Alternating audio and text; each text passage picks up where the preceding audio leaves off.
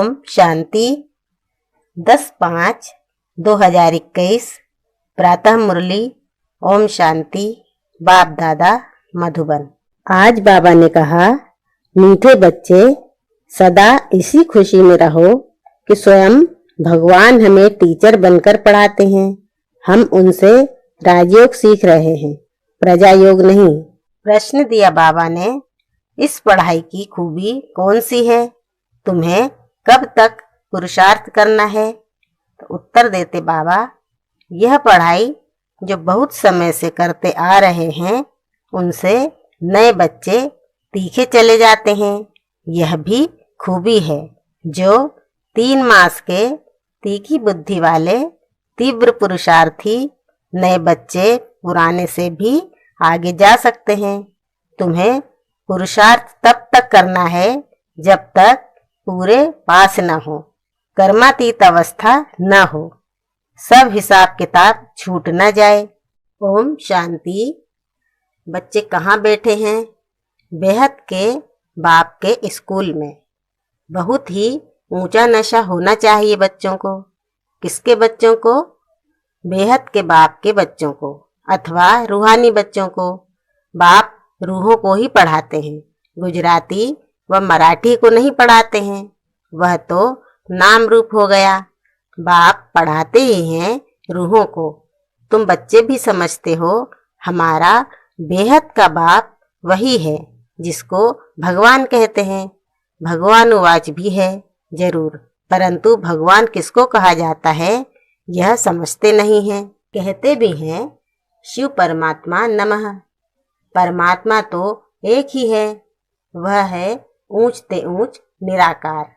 तुमको कृष्ण भगवान नहीं पढ़ाते, न पढ़ाया था। तुम जानते हो हम आत्माओं का बाबा हमको पढ़ा रहे हैं। भगवान तो निराकार ही ठहरा। शिव के मंदिर में जाते हैं, उनकी पूजा भी करते हैं तो जरूर कोई चीज है। नाम रूप से न्यारी कोई चीज थोड़े ही होती है। यह भी तुम अब समझते हो। सारी दुनिया में कोई भी नहीं जानते हैं।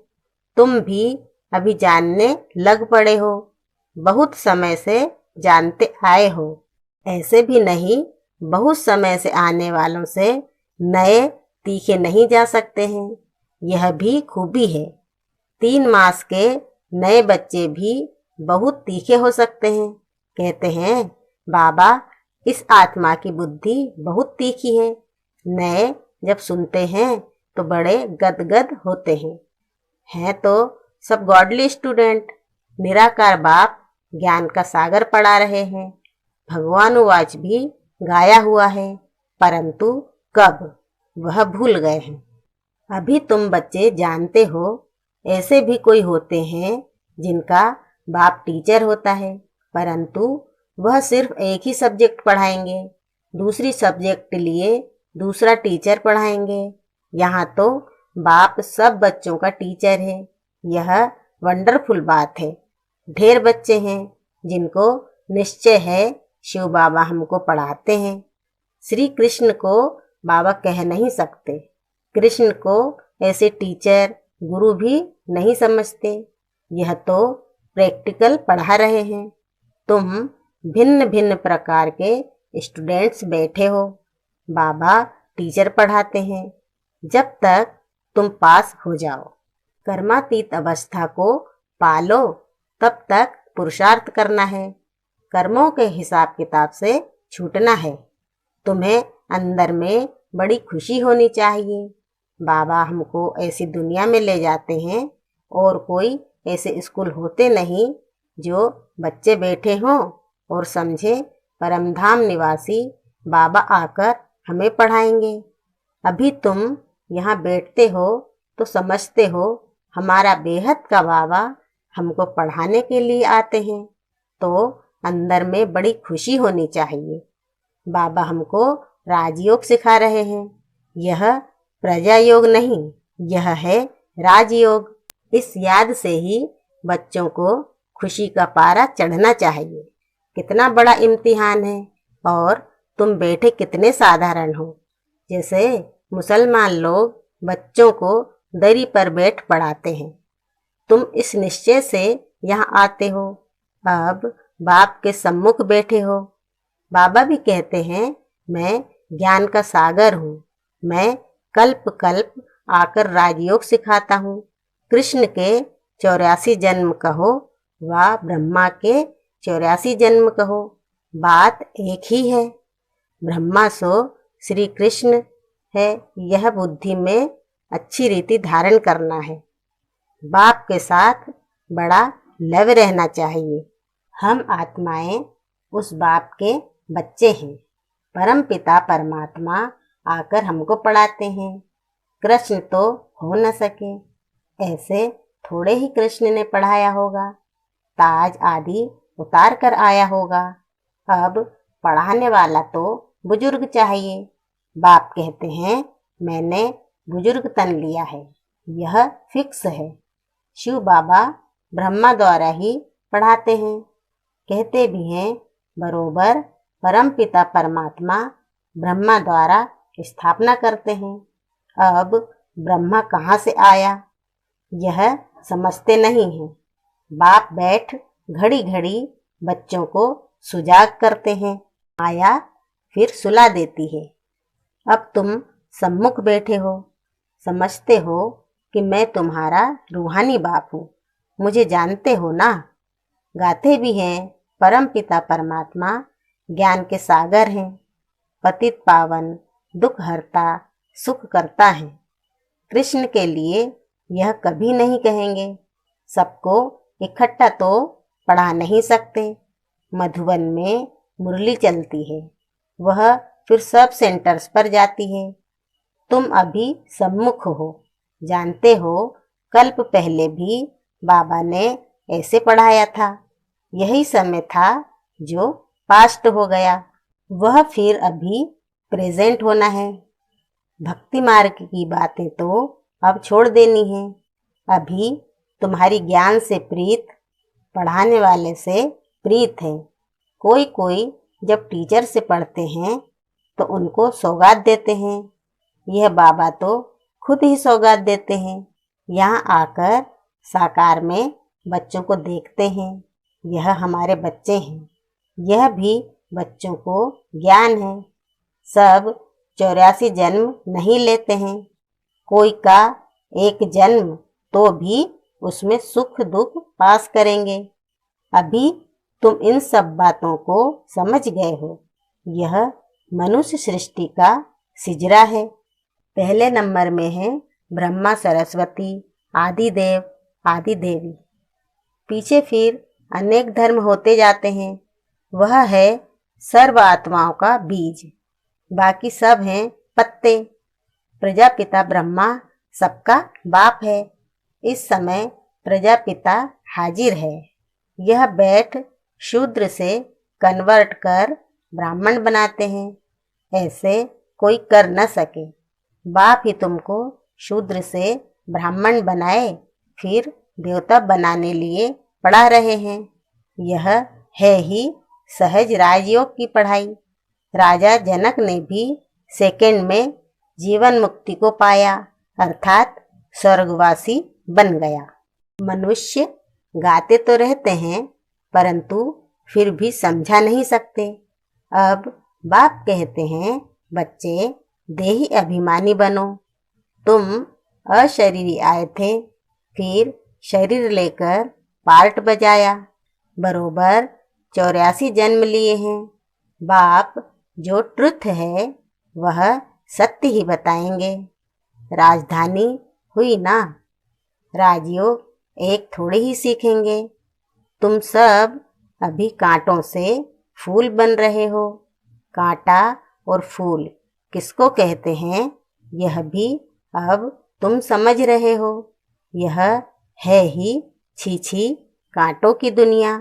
हम 84 जन्मों का चक्र लगाए नरकवासी हुए हैं। फिर से वर्ल्ड की हिस्ट्री ज्योग्राफी रिपीट करेंगे।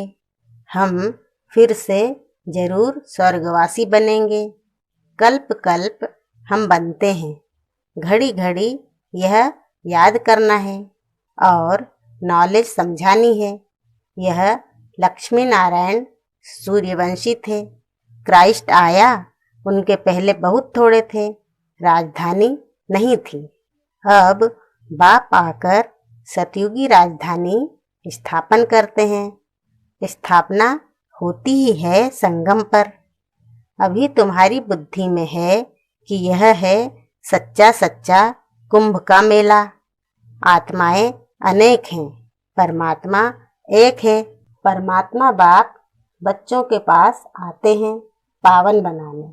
इसको ही संगम युग का कुंभ का मेला कहा जाता है। अभी तुमको ज्ञान का तीसरा नेत्र मिला है। बाप आकर स्वर्गवासी बनाते हैं। फिर नर्क पुरानी दुनिया का विनाश जरूर होना चाहिए। कल्प कल्प विनाश होता ही है। नई सो पुरानी, पुरानी सो नई होती है। यह तो जरूर होगा। नई को स्वर्ग, पुरानी को नर्क कहा जाता है। अभी तो कितनी मनुष्यों की वृद्धि होती जाती है। अनाज नहीं मिलता है तो समझते हैं हम बहुत अनाज पैदा करेंगे, परंतु बच्चे कितने पैदा होते रहते हैं, अनाज कहाँ से लाएंगे। अभी तुम बच्चों को यह खातिरी है कि ये सारी पुरानी दुनिया खत्म होनी है। मनुष्यों को यह ज्ञान अच्छा भी लगता है, परंतु बुद्धि में कुछ भी बैठता नहीं है। तुम्हारी बुद्धि में है नरक के बाद स्वर्ग आएगा। सतयुग के देवी देवता होकर गए हैं। यह लक्ष्मी नारायण भारत के मालिक थे, चित्र हैं। सतयुग में है आदि सनातन देवी देवता धर्म। अभी अपने को देवता धर्म के कहलाते नहीं हैं, उसके बदले हिंदू कह देते हैं। बच्चे अच्छी तरह जानते हैं कि हम यह देवी देवता बन रहे हैं।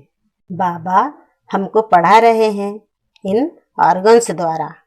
बाबा कहते हैं नहीं तो मैं तुमको पढ़ाऊं कैसे।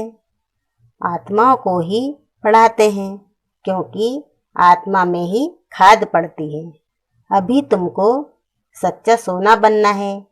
गोल्डन एज से सिल्वर एज में आए, अर्थात चांदी की खाद पड़ने से तुम चंद्रवंशी बन जाते हो। सतयुग में गोल्डन एज में थे, वही फिर नीचे उतरते हैं, फिर वृद्धि भी हो जाती है। अभी तुम्हारी बुद्धि में है हम गोल्डन, सिल्वर, कॉपर, आयरन में 84 का चक्र लगाकर आए हैं। अनेक बार यह पार्ट बजाया है। इस पार्ट से कोई भी छूट नहीं सकता है। वो कहते हैं हमको मोक्ष चाहिए, लेकिन वास्तव में तंग तो तुमको होना चाहिए।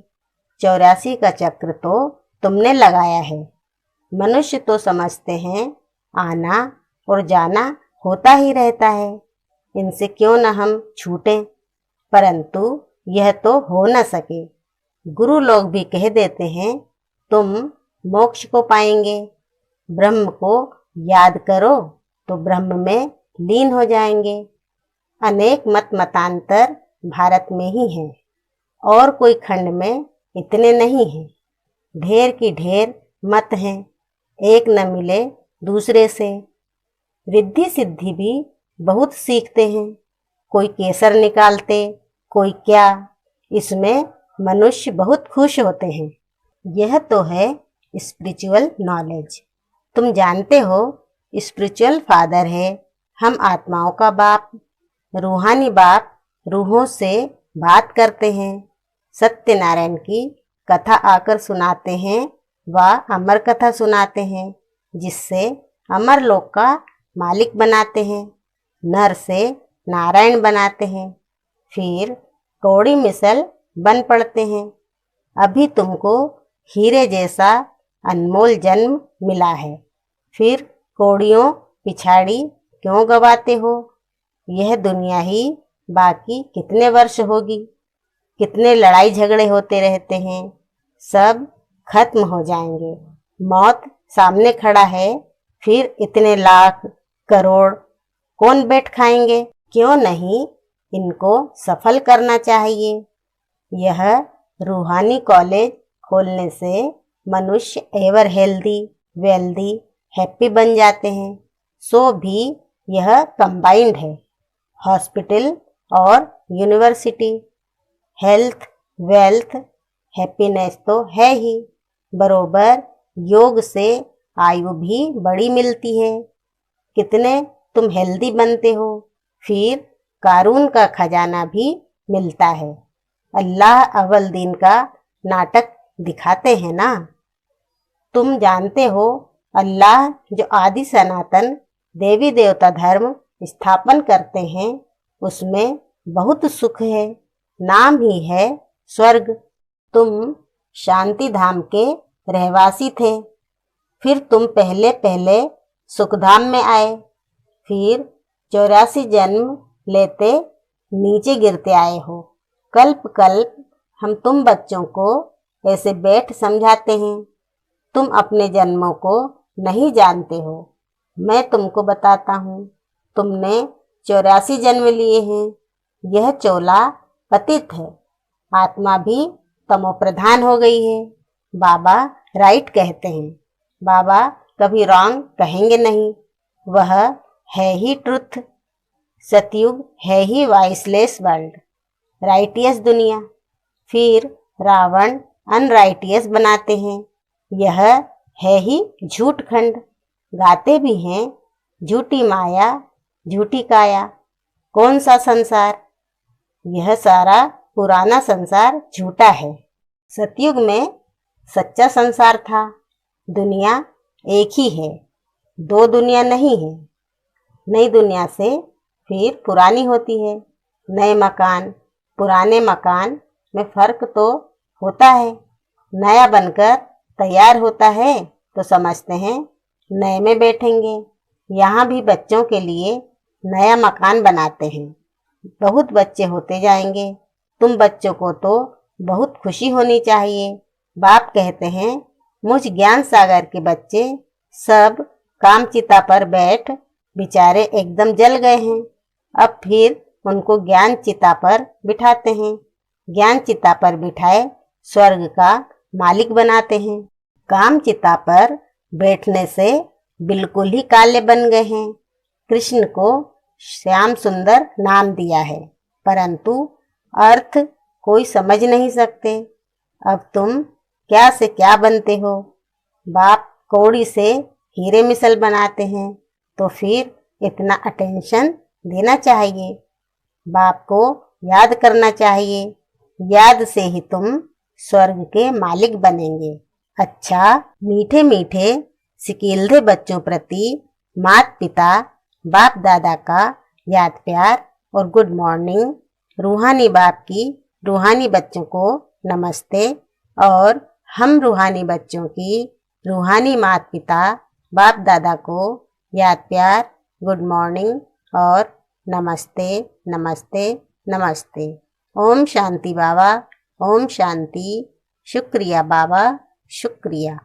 धारणा के लिए मुख्य सार।